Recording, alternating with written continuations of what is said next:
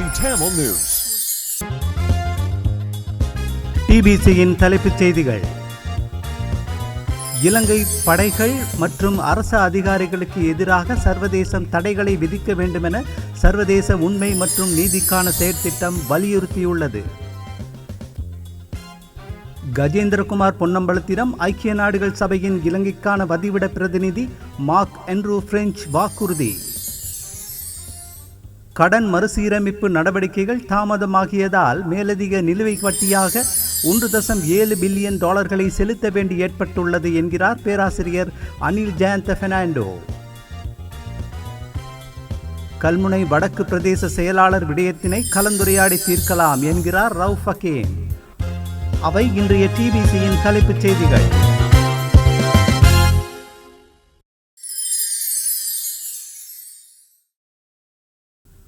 வணக்கம். நீங்கள் இணைந்திருப்பது டிபிசியின் காலை தமிழ் செய்திகளுடன். இனி விரிவான செய்திகளை பார்ப்போம்.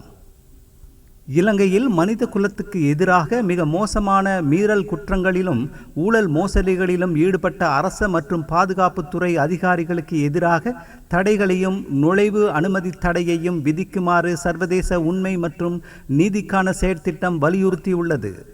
குறித்த குற்றச்சாட்டுகளுடன் தொடர்புடைய 60க்கும் மேற்பட்ட கோரிக்கைகளையும் ஆவணங்களையும் அமெரிக்க, பிரித்தானியா, ஆஸ்திரேலியா, கனடா, ஐரோப்பிய ஒன்றியம், ஐக்கிய நாடுகள் சபை ஆகியவற்றுக்கு சர்வதேச உண்மை மற்றும் நீதிக்கான செயற்திட்டம் அனுப்பியுள்ளது. மனித உரிமைகள் தினத்தை ஒட்டி தயாரிக்கப்பட்டிருக்கும் இந்த அறிக்கையில் இலங்கை இராணுவம், கடற்படை, விமானப்படை, போலீஸ், புலனாய்வு பிரிவு அதிகாரிகள், நீதிபதிகள், முன்னாள் அமைச்சர்கள் உள்ளிட்ட அரச அதிகாரிகள் உள்ளிட்ட தரப்பினருடன் தொடர்புடைய கடந்த கால மனித உரிமை மீறல்கள் மற்றும் குறிப்பிடத்தக்க ஊழல் மோசடிகள் உள்ளடக்கப்பட்டுள்ளன. உள்நாட்டு யுத்தத்தின் போதும் அதற்கு பின்னருமான காலப்பகுதியில் இடம்பெற்ற சட்டவிரோத படுகொலைகள், வலிந்து காணாமல் ஆக்கப்படல்கள், பலவந்தமான கைதுகள் மற்றும் தடுத்து வைப்புகள், சித்திரவதைகள், பாலியல் வன்முறைகள் உள்ளிட்ட மனித குலத்துக்கு எதிரான மிக மோசமான மனித மீறல்களுக்கும் இந்த அறிக்கையில் உள்ளடக்கப்பட்டுள்ளது. அது மாத்திரமின்றி இம்மனித உரிமை மீறல்கள் தொடர்பில் பொறுப்பு கூறலை உறுதி செய்வதில் தடைகளை ஏற்படுத்தும் வகையில் முறையற்ற தலையீடுகள், அதிகார துஷ்பிரயோகங்கள் என்பனவும் இதில் உள்வாங்கப்பட்டுள்ளன.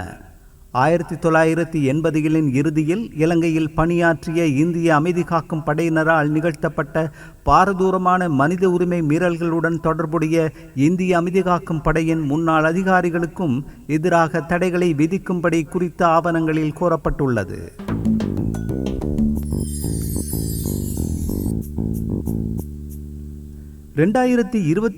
ஆண்டின் முதல் 4 மாதங்களுக்கு முன்வைக்கப்பட்ட இடைக்கால வாக்குப்பதிவு கணக்கில் அரசாங்க அலுவல்களை நடத்துவதற்கும் ஆரம்பிக்கப்பட்டுள்ள திட்டங்களை தொடர்வதற்கும் ஒதுக்கப்பட்ட தொகை 1402 பில்லியன் ரூபாவை அண்மித்துள்ளது.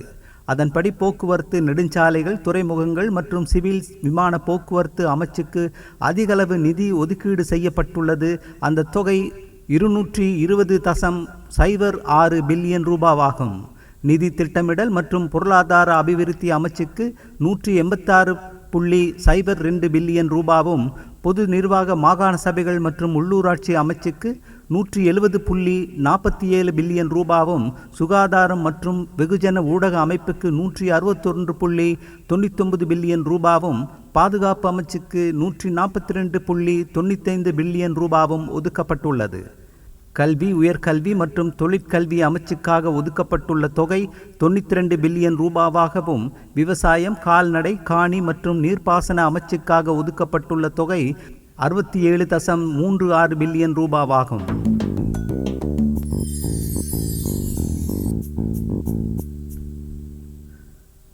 சர்வதேச நாணய நிதியத்துடனான உடன்படிக்கையில் திருத்தப்பட்ட விடயங்களும் எதிர்வரும் வரவு செலவு திட்டத்தில் தெரிய வரும் என்று சபை முதல்வரும் அமைச்சருமான பிமல் ரத்நாயக்க தெரிவித்துள்ளார். பாராளுமன்றத்தில் வாக்குப்பதிவு கணக்கு சமர்ப்பிக்கப்பட்டதன் பின்னர் உரையாற்றுகையில் அவர் இதனை தெரிவித்தார்.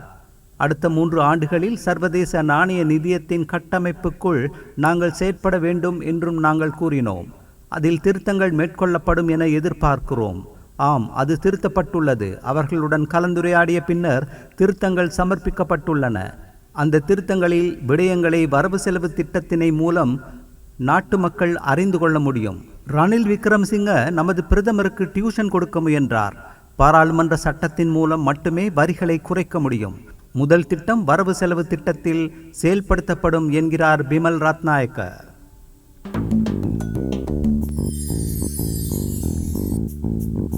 முன்னாள் ஜனாதிபதி ரணில் விக்ரமசிங்காவிற்கு 2024ஆம் ஆண்டின் முதல் 4 மாதங்களுக்கு ஒதுக்கப்பட்ட தொகைக்கு நிகரான தொகையே 2025ஆம் ஆண்டின் முதல் 4 மாதங்களுக்கு ஜனாதிபதி அனுரகுமார திசாநாயக்கவிற்கும் ஒதுக்கப்பட்டுள்ளதாக ஐக்கிய மக்கள் சக்தியின் பாராளுமன்ற உறுப்பினர் கபீர் ஹாசிம் சுட்டிக்காட்டியுள்ளார்.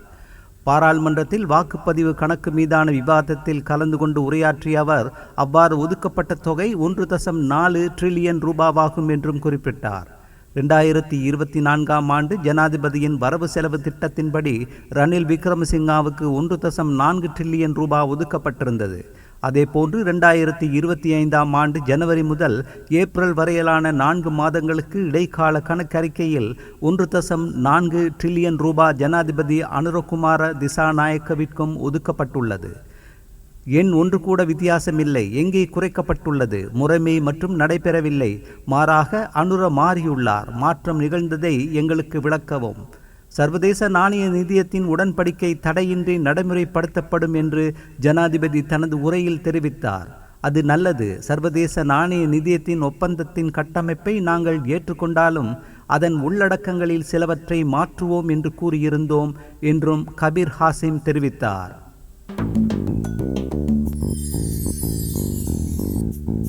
கடன் மறுசீரமைப்பு நடவடிக்கைகள் தாமதமாகியதால் மேலதிக நிலுவை வட்டியாக 1.7 பில்லியன் அமெரிக்க டாலர்களை செலுத்த வேண்டி ஏற்பட்டுள்ளதாக பொருளாதார அபிவிருத்தி பிரதி அமைச்சர் பேராசிரியர் அனில் ஜெயந்த பெர்னாண்டோ தெரிவித்தார்.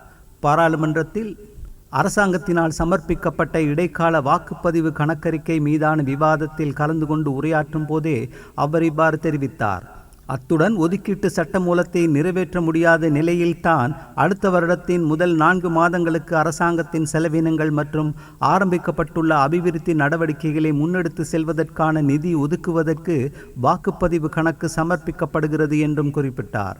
சமர்ப்பிக்கப்பட்டுள்ள வாக்குப்பதிவு கணக்கில் 4 மாதங்களுக்கு துண்டு விழும் தொகையானது வட்டி இன்றியதாக 1000 பில்லியன் ரூபாவாகவும் மூலதன செலவு 425 பில்லியன் ரூபாவாகவும் காணப்படுகிறது என்றும் அவர் கூறினார்.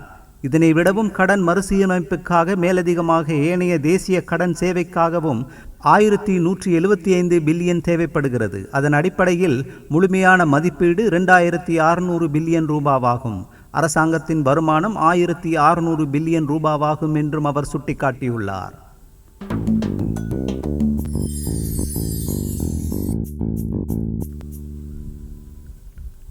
நீண்ட காலமாக தடுப்பு காவலில் வைக்கப்பட்டிருக்கும் அரசியல் கைதிகள் 10 பேரின் விடுதலை குறித்து ஜனாதிபதி அனுரகுமார திசாநாயக்கவுடன் பேசுவதாக தமிழ் தேசிய மக்கள் முன்னணியின் பாராளுமன்ற உறுப்பினர் கஜேந்திரகுமார் பொன்னம்பலத்திடம் ஐக்கிய நாடுகள் சபையின் இலங்கைக்கான வதிவிட பிரதிநிதி மார்க் ஆண்ட்ரூ பிரெஞ்ச் வாக்குறுதி அளித்துள்ளார்.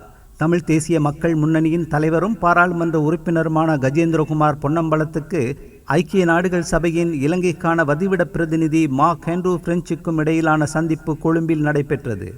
ஐக்கிய நாடுகள் வதிவிட பிரதிநிதி மார்க் ஆண்ட்ரூ பிரெஞ்சின் அழைப்பின் பேரில் இடம்பெற்ற இச்சந்திப்பில் நாட்டின் சமகால நிலவரம், புதிய அரசாங்கத்தின் செயற்பாடுகள், நாட்டை தொடர்ந்து முன்கொண்டு செல்வதற்கு அரசாங்கம் கொண்டிருக்கும் இயலுமை உள்ளிட்ட விடயங்கள் பற்றி வதிவிட பிரதிநிதி கஜேந்திரகுமார் பொன்னம்பலத்திடம் கேட்டறிந்தார். அதற்கு பதிலளித்த கஜேந்திரகுமார் இப்புதிய அரசாங்கத்தின் ஆட்சி காலத்தில் ஊழல் மோசடிகள் குறையும் என்ற நம்பிக்கை தனக்கு இருப்பதாகவும் தெரிவித்தார். இருப்பினும் தற்போது இந்த அரசாங்கத்துக்கு பாராளுமன்றத்தில் 3/2 பெரும்பான்மை கிடைக்கப்பெற்றிருக்கும் நிலையில் ஏற்கனவே நாட்டு மக்களுக்கு வழங்கிய வாக்குறுதிக்கு முரணாக நிறைவேற்றதிகார ஜனாதிபதி முறைமையை நீக்காமல் தொடர்வதையோ அல்லது பொருளாதார சுமையை குறைப்பதற்கு நடவடிக்கை எடுக்காமல் இருப்பதையோ நியாயப்படுத்த முடியாது. எனவே அடுத்து வரும் 1 வருட காலத்துக்குள் இவ்விரண்டு முக்கிய வாக்குறுதிகளை நிறைவேற்ற வேண்டிய நிர்பந்தம் அரசாங்கத்துக்கு இருக்கிறது எனவும் அவர் ஐநா வதிவிட பிரதிநிதி மார்க் ஆண்ட்ரூ பிரெஞ்சிடம் சுட்டிக்காட்டினார் என்பது குறிப்பிடத்தக்கது.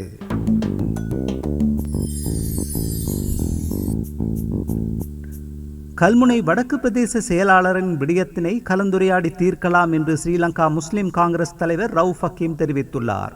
பாராளுமன்றத்தில் அரசாங்கத்தினால் சமர்ப்பிக்கப்பட்ட இடைக்கால வாக்குப்பதிவு கணக்கறிக்கை மீதான விவாதத்தில் கலந்து கொண்டு உரையாற்றுகையில் இவ்வாறு அவர் தெரிவித்தார். தமிழரசுக் கட்சி உறுப்பினர்கள் சிலர் ஜனாதிபதியை சந்தித்து கலந்துரையாடி இருக்கின்றனர்.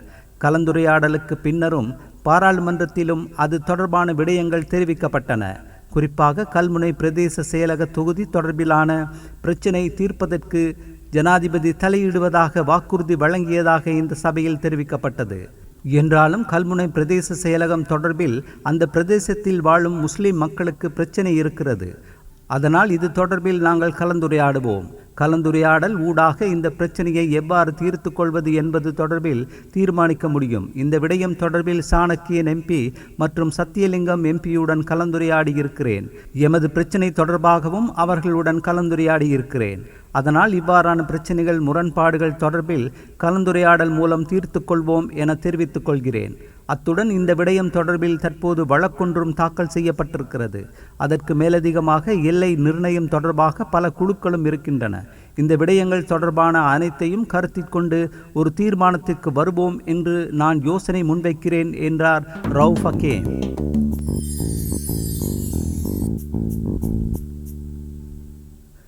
எதிர்வரும் 9, 10, 11, 12 திகதிகளில் மீண்டும் மழை பெய்ய வாய்ப்புள்ளதாக வளிமண்டலவியல் திணைக்களம் தெரிவித்துள்ளது.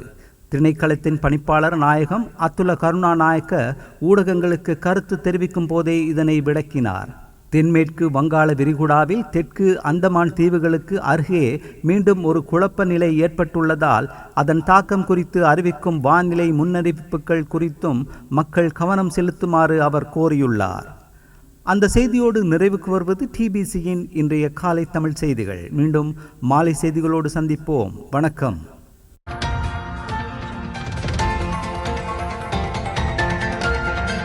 TBC Tamil News.